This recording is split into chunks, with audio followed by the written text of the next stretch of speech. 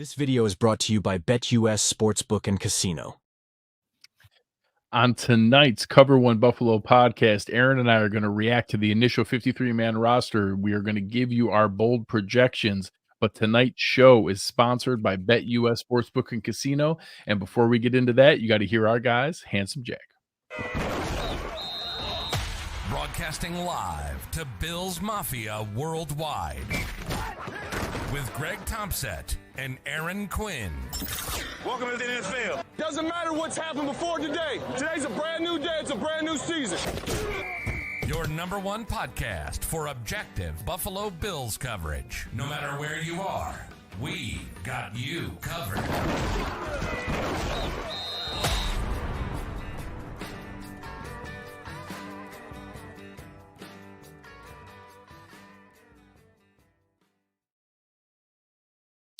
Good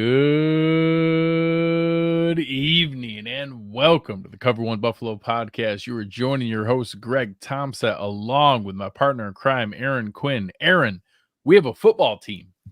It's season, folks. We are ready to start talking about what the Buffalo Bills are actually going to be. This is awesome. I was just saying, Greg, this is like now the job gets easy, right? Yeah. Like this is it. No, we get into just our routine. It's just we picked apart what they were going to do, who they ended up getting, the draft, obviously combing over this off-season training camp, and we're here, folks. This is fun and like kind of a fun bubble roster year this year, right? Like some really cool stories, some cool characters, guys that are easy to root for. I felt like training camp had a little bit of all of it this year, a little injury drama. Yeah, Josh that was the only was fun and perfect. Like everything was kind of cool. Yeah. Pretty our guy Ryan in there, already hooking us thanks, up. Ryan. Appreciate you. He's been asking for us to get started here for a while in the chat show. I was saying it too. I'm blaming Greg. Nah. So yeah, besides the fact that some of the intrigue came from injury drama, so like that part wasn't that fun, but the fact that we did have some really outside cool of Milano, storylines, nothing like crazy. correct. So we'll see. I mean, we'll talk about the safety part here in a minute, but today you guys are joining us because the Buffalo Bills have officially declared their 53-man roster. We have identified all 16 members of the practice squad, maybe a sneaky 17th one. That was an interesting debate. And it was interesting, some pleasant surprises, a couple surprise or anxiety inducing releases. But ultimately it kind of came down. So first, let's talk about the guys who made the 53. Sure. I would say, you and I were talking in our, Cover One Pass Discord during cutdown time. So that's fun that we were able to do kind of a live call-in show. People were able to ask questions and talk immediately as that was happening. And some of the surprises there, I think most of us thought Terrell Shavers had a pretty good shot. I still kind of thought that Lyle Collins was going to make the roster. And I honestly don't know that I know anyone who had Casey Toohill making the roster. Right. So I did put out a tweet that was kind of almost to myself in that, out of sight, out of mind doesn't mean that he didn't have a 5-sack season last year and that he wasn't more accomplished than the other guys that were there. So like, I almost needed to remind myself of that, but did anything outside of that bubble surprise you more than those three? Was there any others that stood out to you as far as who made the roster or ones that you really thought were going to make it that didn't?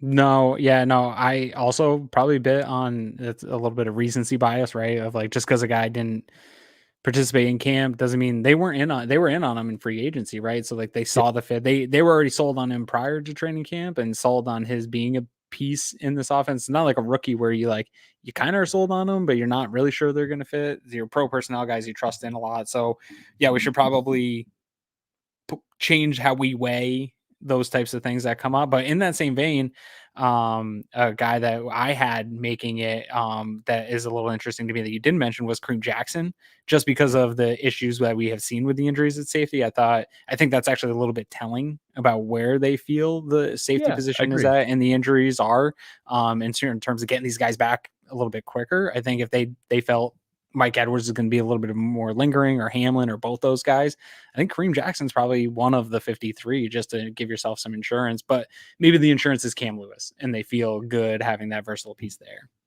Yeah, our guy here, Ron, saying, happy that we kept Casey Toohill. And, I mean, he had 26 tackles, he had 7 quarterback hits, he had 5 sacks. Like, he was It's Trent Murphy, but genuinely on productive. the deal Trent Murphy should have had. Yes, he's Trent Murphy, except for $1 million at the minimum rather than paying him way too much money. Totally. And honestly, out of the guys who made the 53, I don't know that anyone was a better story or had more like fan support than Joe Andreessen. We talked last week, and I contradicted probably 5 years of myself with the idea, and something I'm going to pump the brakes on here in a second about the like, hey, I don't know if we can expose him to waivers. I was a little nervous about it, and obviously I think it would be naive to think that some of the injuries didn't play a factor there. Nick Morrow wasn't able to play maybe any of the preseason games. Balen Spector missed time. Deion Jones very obviously had lost a step. Eddie Ulofoshio also, was missing some time here or there. So, he had an opportunity presented to him because of injury, but to his credit, he ran with that opportunity and genuinely looked good. And I think, he's not a complete player. I think that, Eric and Anthony did a great job in the film room pointing out some genuine positives, but some concerns. But we've had AJ Kleins and Terrell Dodsons and Smiths, guys on the roster that like, hey, I only really want them going downhill, going forward, playing the run, blitzing. I don't want them moving laterally. I don't want them going backwards.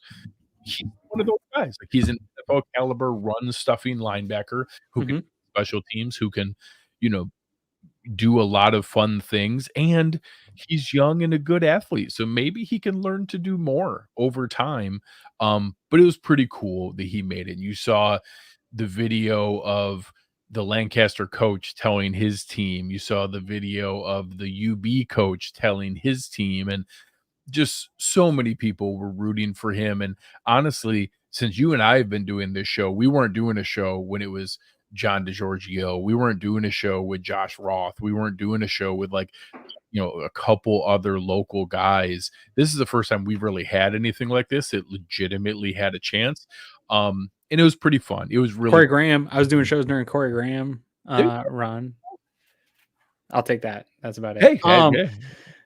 This is, dude, first of all, if you like aren't rooting for him, like you're broken. Probably as correct. If you were finding things to nitpick about this guy to hate on him, something's wrong with you. Yeah, and I do think this is super interesting. I think this is some free money for the Bills that they got. I actually love a lot of these this practice squad is probably the most excited I've been about a practice squad in a long time. And like the bottom of this roster and some of the developmental pieces that they have, I think Brandon Beane and his staff have done a nice job in this like second wave of this like rebuilding around Josh Allen, of mixing in enough. There's still enough veteran presence and guys that have played here on the top end of this roster.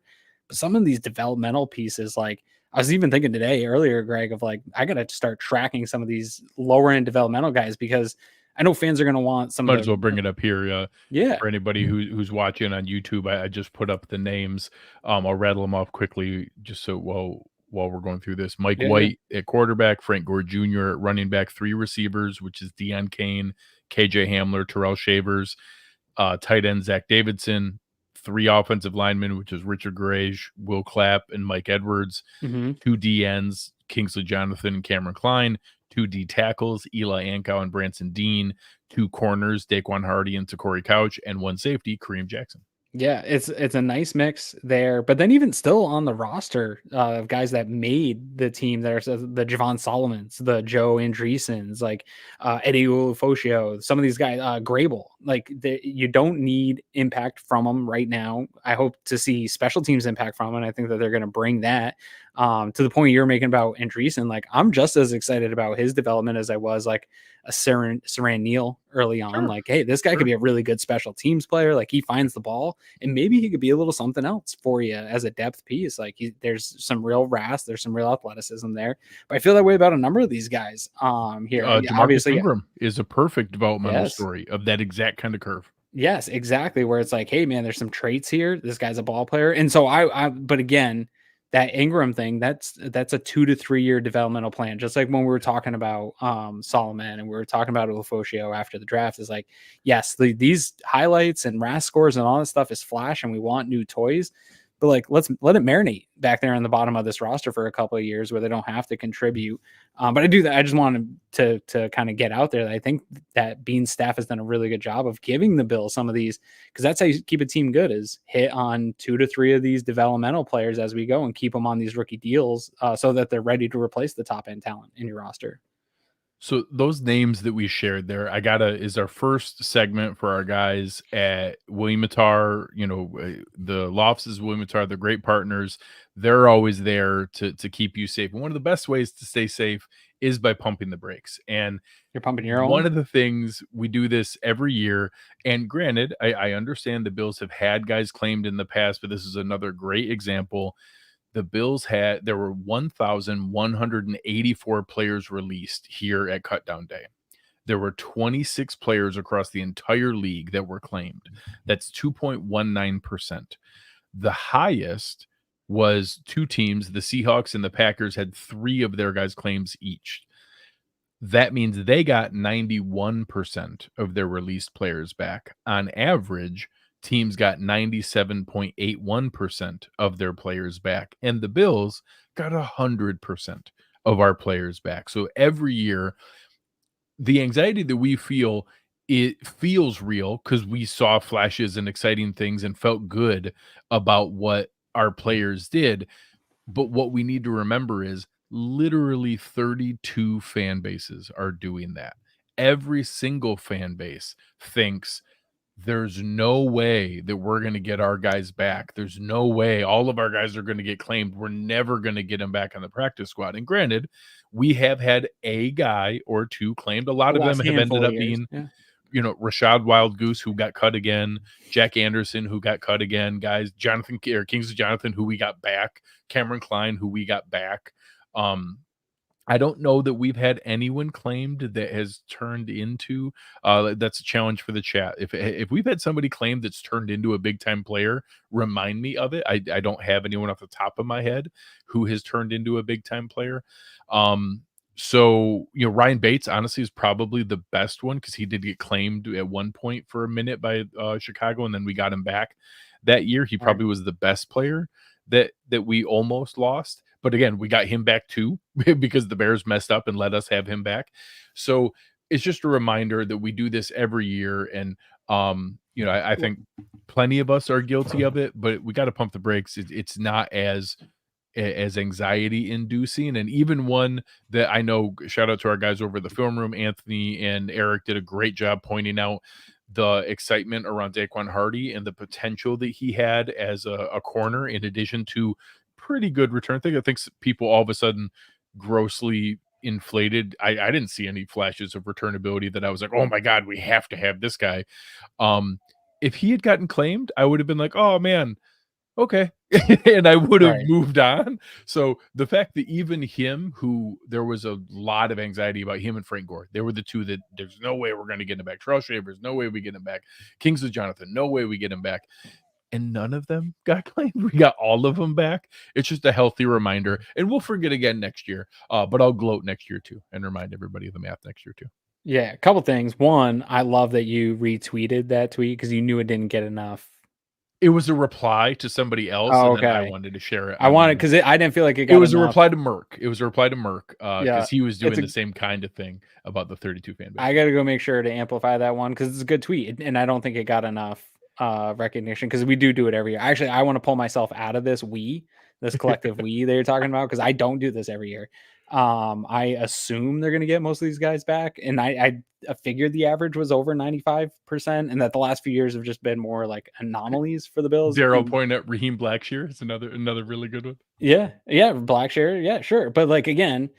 Even the guys that they've lost, I don't particularly miss. I love the running back room without a Raheem Blackshear in it now. Like I wanted Frank Gore back. To your point of like, there's always these guys, and you said all 32 fan bases also feel the same way Bills fans do. But again, I think all 32 teams also feel the same way the Bills do about their own guys internally, and I think we always underestimate that, right? Like they've put in just as much work with these players, and there's cost and investment in that just as much as the Bills have. And they want to see that through in most cases. And there's going to be the 5% or less cases where they're going to take a waiver on people. But I also don't think people realize the commitment you're actually making for a team to then put that guy on the initial 53. Like, we joke around about the 53 and people being able to bounce all around.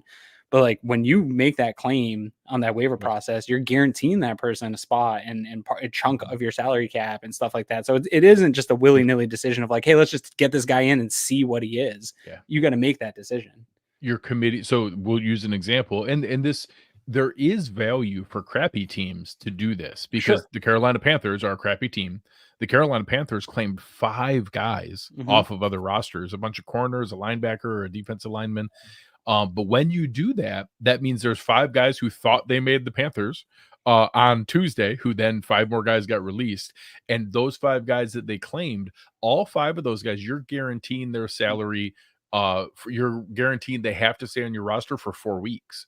So you're not adding them to practice squad. You claim them onto your roster, the 53-man roster, and they now are locked onto your roster for 4 weeks. So you cannot move on from them if something else changes or happens. So you don't see a lot of good teams claim players. Good teams, normally you do see some of the little shuffling trades, and we'll get to one of our trades here in a second.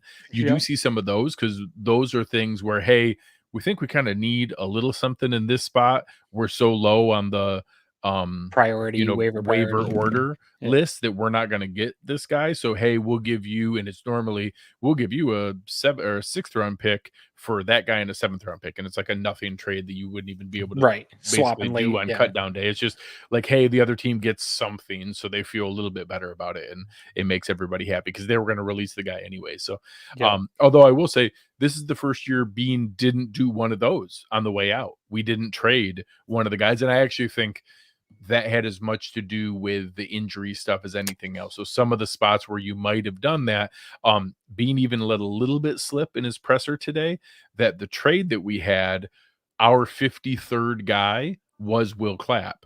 Because he said, he even kind of let it slip a little bit that he was like a late release because of the trade, and that he would have made it. And we did get Clapp back onto our practice squad. I'm sure his agent was calling around, seeing if there's a landing spot. He was even probably checking back at Los Angeles, like, hey, do the Chargers want a guy back like that? Your guy is out there rebuilding that, organization. So it was just a little bit that's there. Yeah. Are you ready for the trade? So let's talk about this, because I just learned about this human being. I'm not gonna lie to the people here. I learned that Brandon Codrington is a human who exists when I learned that the Buffalo Bills traded for him. So the Bills traded for undrafted free agent and return man Brandon Codrington. He is a corner that played at North Carolina Central. Big fan, which of is I NCC. All of North Carolina Central's all MEAC squad. I'm a big MEAC guy. He's Daquan Hardy. He's also Daquan Hardy. Like, he's technically a corner, and maybe there's a little something there, but basically he's a return guy. But I will say he was a better returner this preseason than Daquan Hardy was. So as I learned about him, all we have to go on is the handful of things. I had my Jets guys in my life texting or tweeting at me like, hey, I hope you guys aren't playing him a corner. I'm like, we're not. It says returner. He's like, oh, well, he's a really good returner. You guys really might have something there. It's like, okay, all right. So even the guys who like to give us crap, we're pretty excited about him. And then you look, he had 8 returns this preseason. They were pretty electric. Like, it was pretty. He took one of the only kick returns that broke through and actually had a big return. He had a 63-yard return on the new rules. And the one that really got me was he forced 15 missed tackles on 8 returns in the preseason. So that's against NFL guys in this preseason. 15 forced missed tackles and 8 returns. is super intriguing. Like Yeah. that's at least I get why we threw them a little something, and it was like a 2026 sixth rounder for 6th-round swap, for right. Codrington and their 2026 7th. So 2 years away, day 3 pick Late swap swaps. is so much that like, hey, you know, if it doesn't work out after 3 or 4 weeks, we could release him and who cares? We Yeah. did a 6th for a 7th pick swap. But I think And that John was Robert even here is saying, you know, he's 5'9", 185. He's just a returner. I don't think there's a Yeah. ton of value outside of there, but with the new rules, having a guy who's a really electric returner, it's kind of fun. Yeah, it is. And I do think a couple things here. I think if Hardy, Beane talked about it. One, Hardy wasn't quite ready, right? Even though that's fun and he had a good camp, and Beane spoke really highly of him. Like all signs are pointing up for Hardy, and I think Yeah. that that's good for a pick, and he's going to be a developmental pick long term, and this is going to be a really important position for them long term. And they're showing that by making an investment with him kind of dinged up or whatever's going on there. And so, but Beane kind of talked about it. The door's not closed for Hardy this season, which made me see that that trade isn't like that could be something that in a few weeks Hardy is healthy and figures that out at practice, and they see the reps. And they're more comfortable bringing him along at some point.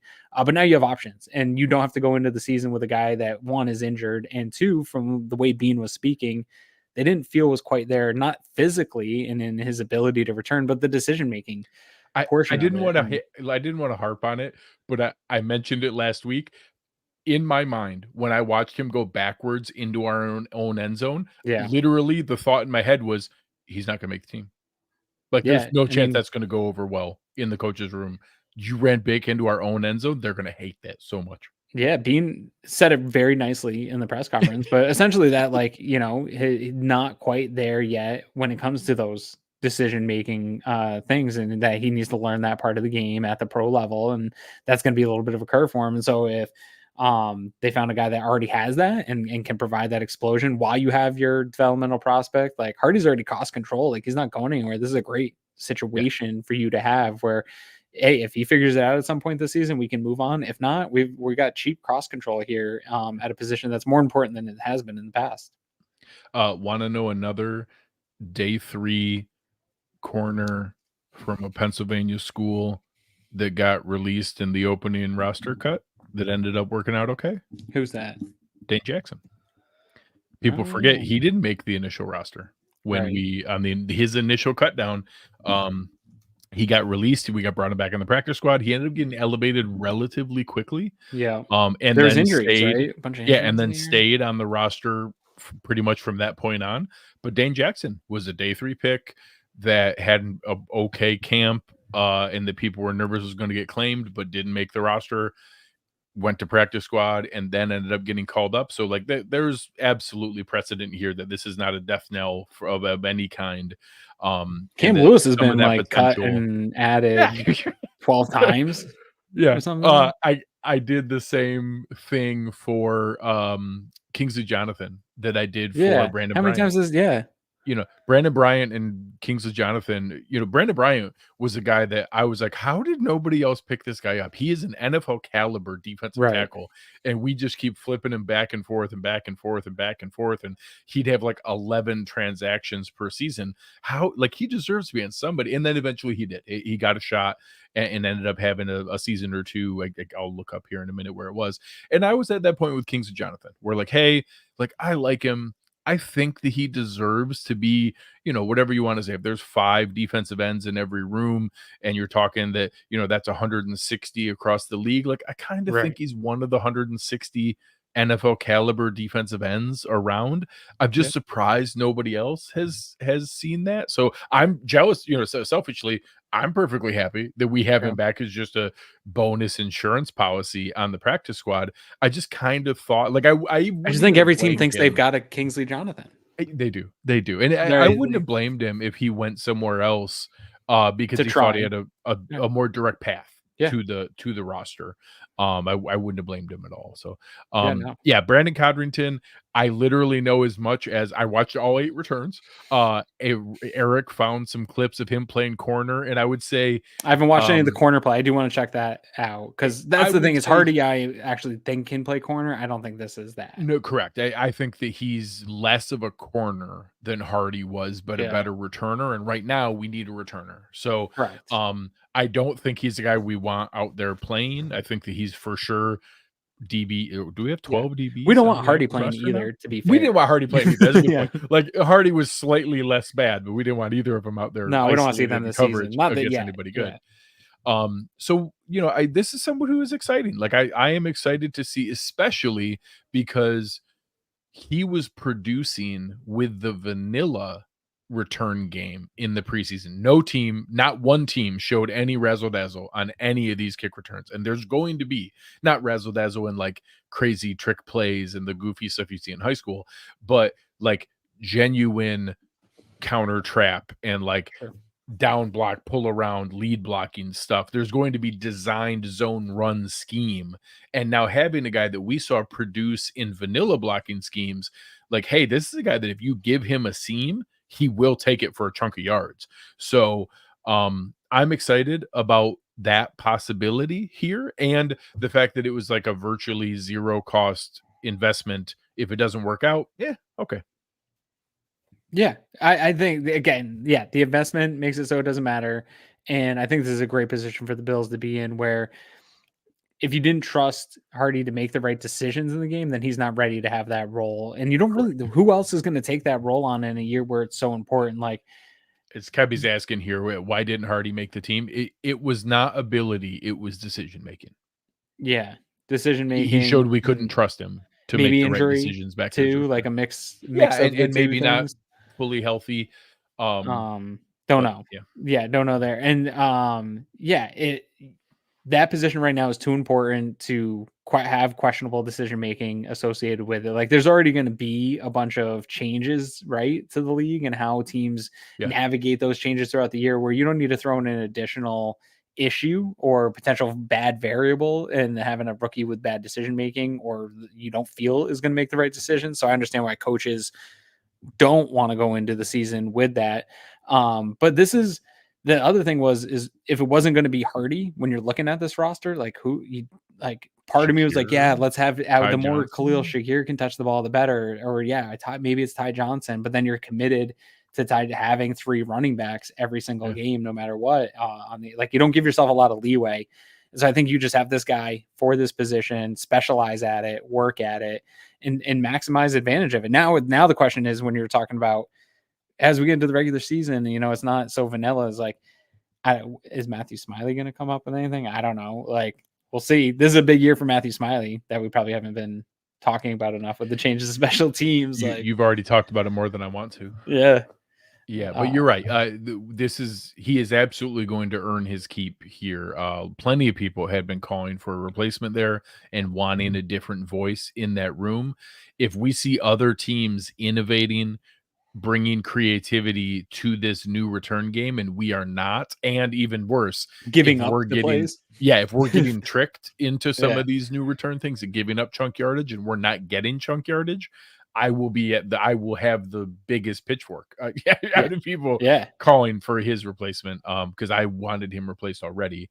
We've obviously seen what I'm not going to put at his feet, the loss of confidence and the whatever version of the yips you want to call what Tyler Bass has, the inconsistency for Sam Martin. I don't always put kicking performance directly at the feet of the coach. I think that's a fairly individual function, but he also hasn't helped there. The coach is also a psychiatrist that has to get him out he of certainly that, has not. Yeah, he hasn't helped their confidence. Correct. Has not fixed it. Yep.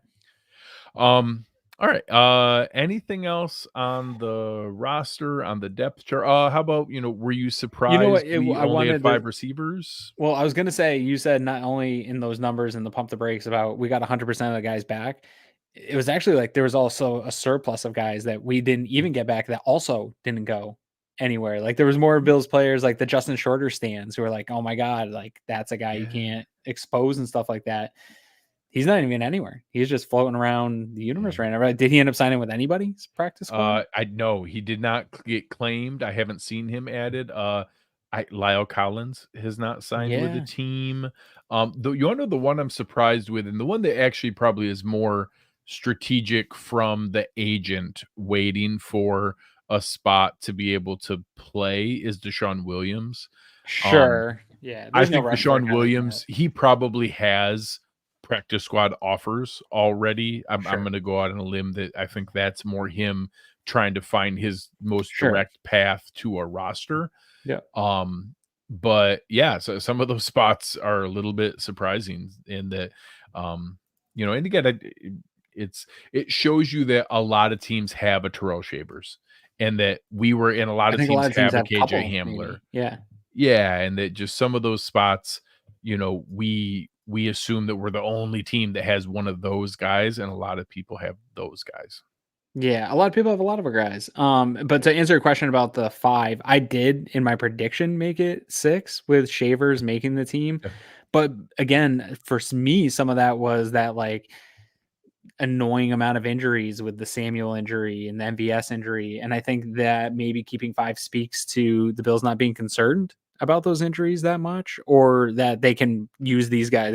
Now they have Shavers on the practice squad and he's essentially available to them if those injuries are lingering or they need him to be part of this roster. So I think that was just more gamesmanship of who are you keeping and not exposing to waivers, like an Andreessen or somebody on the defense that you didn't want to try to expose to the waiver process, and knowing that every team does have a Shavers and he can probably make his way back. But I think it's a good sign for the perceived potential health going into the season with the 2 close back-to-back games that they didn't stock up on wide receivers. Makes me think that they probably feel pretty good about Curtis Samuel. They probably feel pretty good here in the short term about MVS, and that they can roll in. And we with did 5. see both of them practice today. Yep, and they're both practicing. Big step. Yep, big practice, a big step forward. And you've solved the receiver issue or the punt return issue by trading. So that 6th guy would probably be a special teams primary player if all these other guys are healthy. That 6th wide receiver. Shavers isn't going to see a lot anyways, probably not a game day active in this situation either way. And so now they got him on the practice squad. It's sort of best of both worlds. So yeah, I might have missed in my prediction, but I think sometimes too much gets made of oh, they only kept 5 versus 6. Like that's going to flux and change here from here on out. This is just the initial, right? That's going to change week to week here going forward. Yeah, and obviously there's a piece of this that, you know, in hindsight, if we have like 3, if we're like the Seahawks or the Packers and we had 3 guys claimed and it was like, say it was Hardy and Shavers and Davidson, like 3 guys are like, hey, I kind of could see we could those use guys them this year. play. Yeah. Like I could see them each getting some time here this year. Yeah. Then all of a sudden it's like, oh man, that did kind of suck. Like, but the fact that we got every single guy back, it is the best of both worlds where, hey, we now can call any of those guys up anytime we want. We have an insurance policy with Kareem Jackson. We have an insurance policy with Hamler or Hardy as a returner. We have an insurance policy. Like Frank Gore Jr. is very clearly a capable runner that like, hey, if we have to call somebody up and we got to give him 5 carries, I'm not worried. Like he's going to be perfectly good to be able to do that. Heather bringing up that Kincaid makes 6, even more so.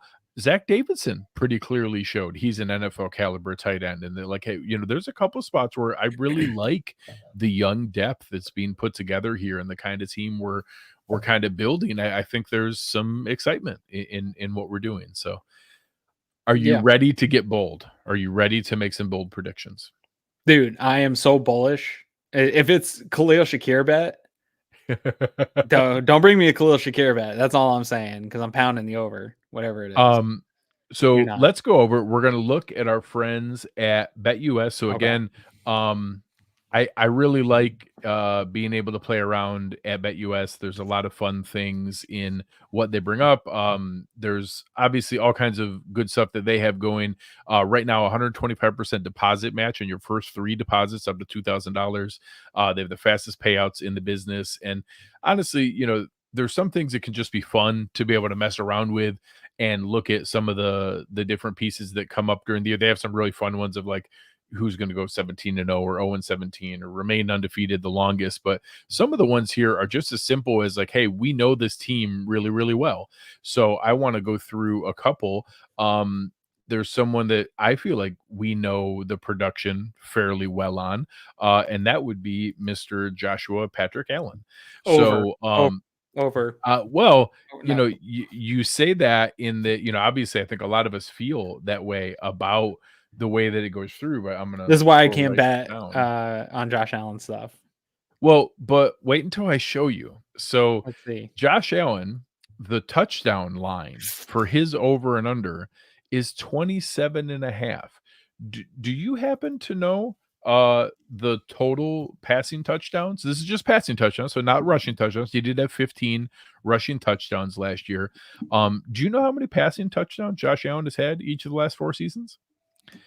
It's 37, something. Yeah. 36, 35, and even last year when he had 15 rushing touchdowns, he still had 29 passing touchdowns. 27.5 is crazy. Like, I don't understand how it's only 27.5. Like, it's just a ridiculous number to have. So again, this is not financial advice here. By all means, please bet responsibly. Please only bet the money that you can afford to have fun with. But I'm gonna have some fun with that number. Want to see another one? Yeah. Josh Allen's yardage total is 3,800 yards. Would you like to know how many passing yards Josh Allen has had each of the last 4 seasons? Like 4.4 a year, right? Isn't he like 4.4, 4.3? 4,500, 4,400, 4,283. That's his lowest, and 4,306. The line's 3,800. He's had 500 more than that in every single season. I don't like. This feels to me like a national. This is weird in the betting world though, because it's not like the media news, but it feels like they're extrapolating. Like Diggs is gone, so they're gonna pull away 8 touchdowns and over 500 yards. Like they're just taking 1,000 yards and 8 touchdowns out of his production. Is that what? It's got to be a combination of one, that they think the team performs worse, that they also are going back to, and if you do go back to the pre-Stephon Diggs season, it was 3,000 yards passing and 20 passing touchdowns. So, I guess they're going to be like, hey, they're basically saying that Josh's production was because of Stephon Diggs, and that he's going to go back to pre-Stephon Diggs production. I think that's crazy. I'm going to place a bet right now while everybody's watching. I just place both of those bets. I'm going to confirm both of these. I'm going to place a wager on both the over for Josh Allen 27.5 passing touchdowns and over 3,800 passing yards. Again, please, bet responsibly. Only bet with money that you're comfortable, having fun with here. But I feel very comfortable endorsing those statistics and the fact that I think Josh Allen is going to pass for more than 27.5 touchdowns and under 28.5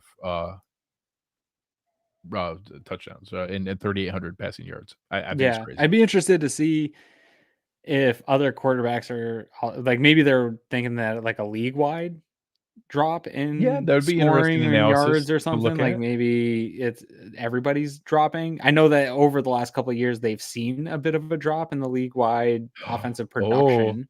I've got something new. This is the first time. The last couple of times I checked, Khalil Shakir now has a line only receptions, no yards, but they have his line set at 60.5 receptions.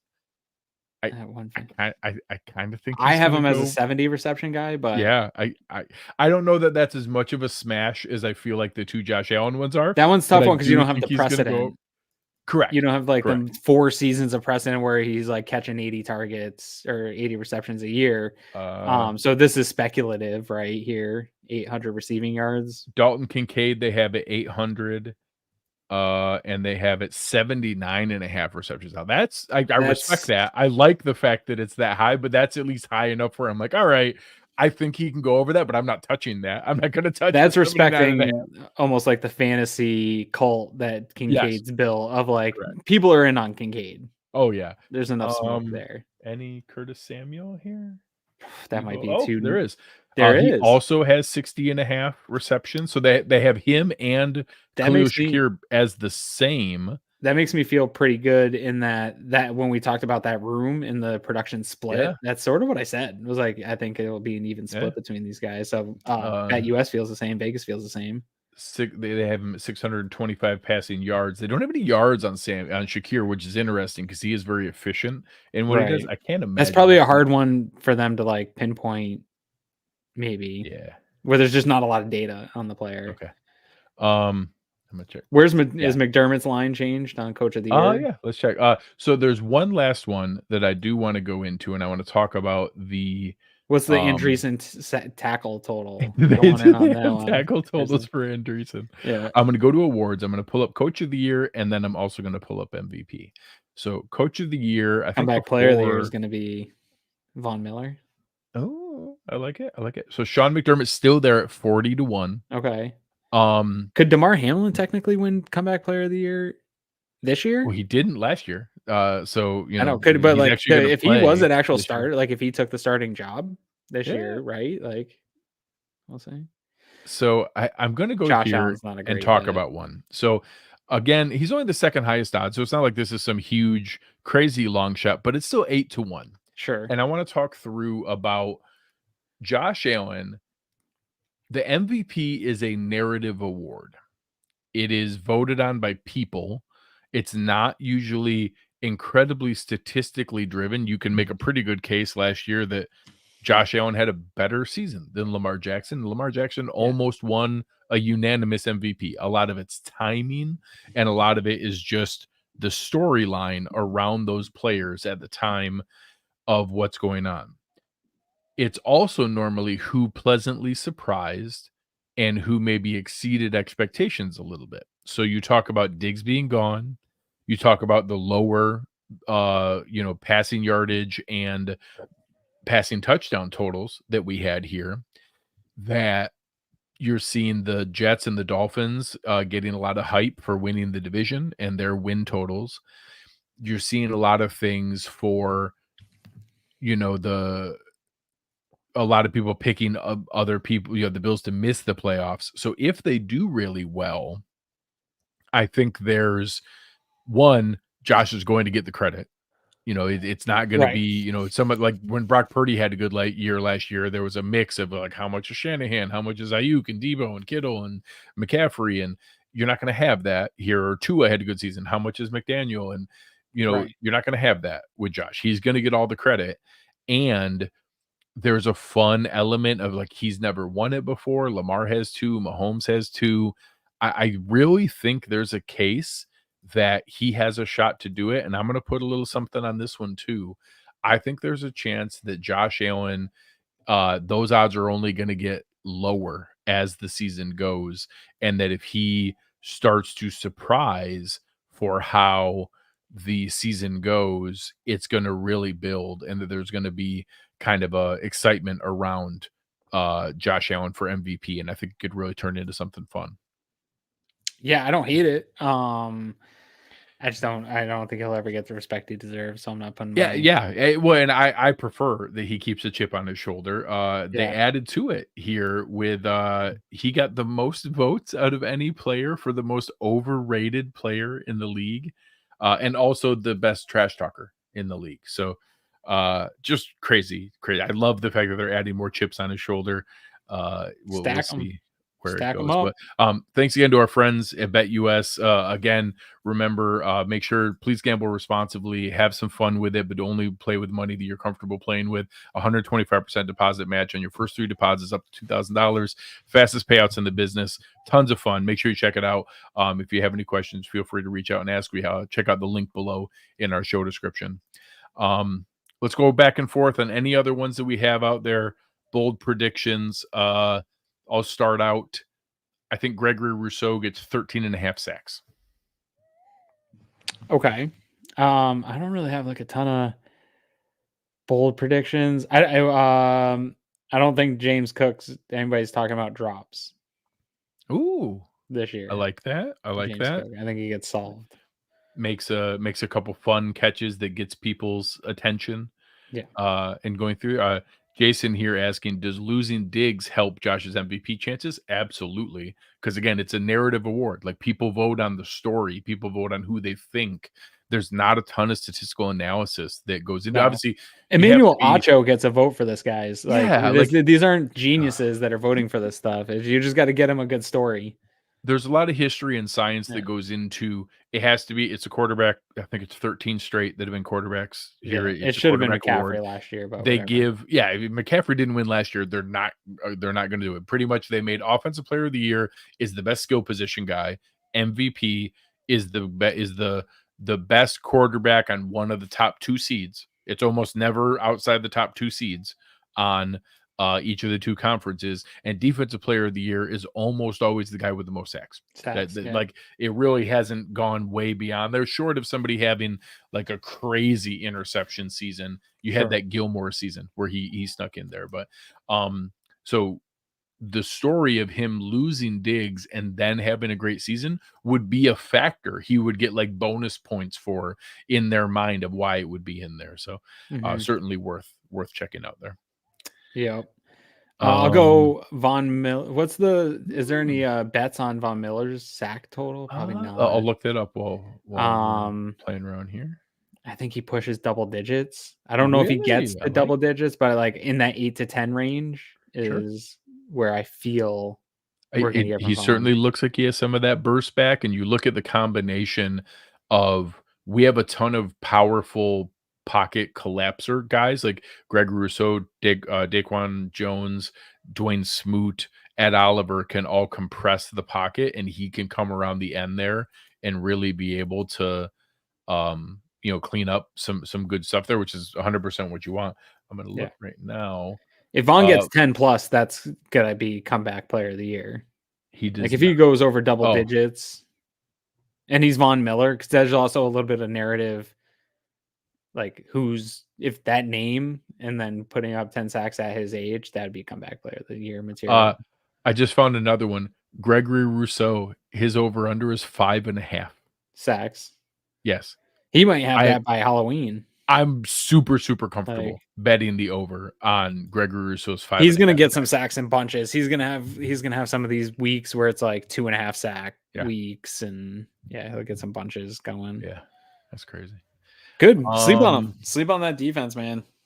I do bold prediction. I think we see more excitement from the new kick return than whatever, but I think they've really managed the expectations because of how vanilla the preseason was. I think it's going to be way more exciting in the regular season than people think right now. Okay. I think, I don't even think this is that bold of a prediction. I think Khalil Shakir is a household name by the end of the postseason this year. I like that. Yeah. Fantasy guys are going to love him. I picked him in several places. I did get him in my main home league here. It's all my college friends. We had our 19th draft last Saturday. I had the first overall pick, which I took Josh Allen. It's a super flex league, so 2 quarterbacks. I took Josh Allen, and then I waited as long as I could. Dalton Kincaid was already kept, so I couldn't take Dalton Kincaid. But I waited as long as I could, and then I took Khalil Shakir, and I'm very, very excited about having that combination. Congratulations! Yeah, it's gonna be good. Let's see. Any other questions that are floating around here? Pops Mafia was asking how many more players can the Bills put on the practice squad? Well, so they tweak some stuff with the international. Yeah, we'll make this our last point here for the show. I think Brandon Beane and the staff might have found literally like a loophole. The International Pathways program, which is created for your Christian Wades, your Travis Claytons, guys who did not grow up in America. The rule is not born in the U.S., didn't play more than 2 years of U.S. high school football, and you get kind of like an exception, a 17th practice squad spot for that. Well, Kingsley Jonathan was born in Nigeria, and I don't know, but I think he didn't actually start playing. So he was in high school in America. He But started late. I don't think he started playing high school until into like he was in track and field and soccer and basketball. So he didn't start playing football until later and maybe only played 2 years of high school football. And I think the Bills looked at the rules and were like, hey, he was born in Nigeria. He only played 2 years of high school football. He counts. And like it's been reported that he's going to technically count as As an a exemption. international pathways exemption as a 17th guy. We'll see. I have a feeling the league doesn't love Well, only because they have requesting never this. done it before on all the years that he's been floating around the league. Yeah, so And the we'll see. exemption's So been if there. that goes according to the Bills plan, they're going to get one extra spot, and I actually think that one extra spot is going to be Javon Travis. Is that his name? So there's No, a the Broncos Broncos receiver. guy, Virgil. There's a Broncos receiver who is apparently like just crazy fast, like straight line fast guy. Right. And he's supposed to be added tomorrow. And I have a feel. So if they don't get this approved, in order to add him, you'd have to release somebody like Deion Kane or somebody else off of the practice squad, which is possible. Or it's because they think they have an exemption and a free 17th spot and are going to add this guy as a freebie from the Broncos. So we'll see. I don't officially know, but Javon the team Virgil. certainly Thank you, seems Steve. to think that we're going to get Javon Virgil. Thank you very much. Steve's awesome. I gotta think that getting leaked out to a person. I think Sal was the one that Oh yeah, stated it, and I'm assuming that they already ran that through with the league. Like, hey, can we designate this guy before they do the designation, or does that have to like go to the league? And I would have thought they would have run that by and before they designated. So, well, I actually think they get bought some time purely because they couldn't get Virgil here on a flight. So he has to come here, pass a physical before he can be added. So I think they he couldn't be on today's transaction wire because he couldn't get here physically. But I'm talking about the exemption for the international. I have a feeling that they have a little bit of time because it also didn't show that on the graphic. Right. And maybe it doesn't have to, but it did not show for Clayton. Well, so that's also part of this is you're only allowed one of those spots. It's awful convenient that all of a sudden Travis Clayton got a season-ending shoulder injury. Right. Instead of being the international pathways designee. And the new rule is international pathways designees can also be called up 3 times, just like anybody else. So you can call up Kingsley Jonathan the exact same, get the extra spot, and the guy who was supposed to get the extra spot all of a sudden had a season-ending shoulder injury that was very, very serious. We're hoping for the best for his recovery. Putting pads on for the first time, he injured his shoulder, but it rubbed it real funny. No, but he said there's somebody saying down here, Sal's reporting he needs surgery. That stinks. I feel bad for him. So Brandon Beane in the presser said they weren't sure. They were still evaluating getting additional second and third opinions on the shoulder. So I do believe there is something going on with the shoulder that is genuine. Yeah. But I will say everybody assumed he was going to be that 17th practice squad guy. Right. And now all of a sudden we have another one to kind of use it as a loophole. So yeah, I'll take it, man. Hey, you gotta sweep every corner, look under every rock, Belichick find every possible advantage. Yeah, this is 100% what Belichick would do. 100%. Yeah. All right, guys, this has been a ton of fun. As our Next guy time Eric here is saying, press that like button. That really helps us out here. That's the best way to share what's going on. We work really hard for you guys, do all the research, try to get everything ready. The best way to help us out is to press that like button.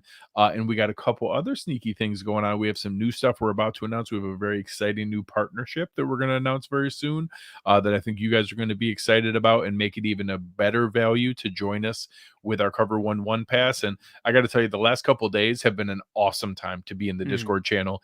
Every single signing, all the reactions, tons of great show people was fun. in there. You and I Aaron and I. Eric did a live call-in show on the way back from the Red and Blue scrimmage. I did one on the way back from the preseason game. You and I did a live reaction kind of call-in show during the actual cut down day deadline, as we saw the initial 53-man roster, get in that Discord channel. It's like our own personal little Bills bubble to be in there with everybody. Make sure you check out the show description. You'll see it at cover1.net /1pass. It's the best way to be able to come join us. And if you just want to find the best way to support us, that's the best way to support us, to continue to provide the research and analysis and everything that you've become used to. Yep. And lately, I've been on a tear in that one pass of like the Milano injury really broke there before it even broke on Twitter, unfortunately. But a lot of that types of news and stuff, when we get it, even before any type of tweets go out, those conversations are talked about and shared in the Discord. So you want to be in there. So you don't have to scroll around on Twitter and refresh your screen over and over again. You can just be hanging out chatting and the news will come right to you. So yeah, it's been a great community. And fun to know that insider community is getting that information first, and that as content creators, we get to be part of that. Yeah, it's pretty It's incredible. Yeah. Really, really cool. It's been a fun community. So thank you guys very, very much. This has been awesome. Next week, we get back into our show previews, breaking down all the fun stuff that's coming up, and we will be into our rhythm for the rest of the season. So on behalf of our awesome producer, Chris Kepner and Aaron Quinn, I'm Greg Tompsett. Tonight's show has been sponsored by BetUS Sportsbook and Casino. Please make sure to gamble responsibly. And on behalf of everybody else here at Cover One, we are out.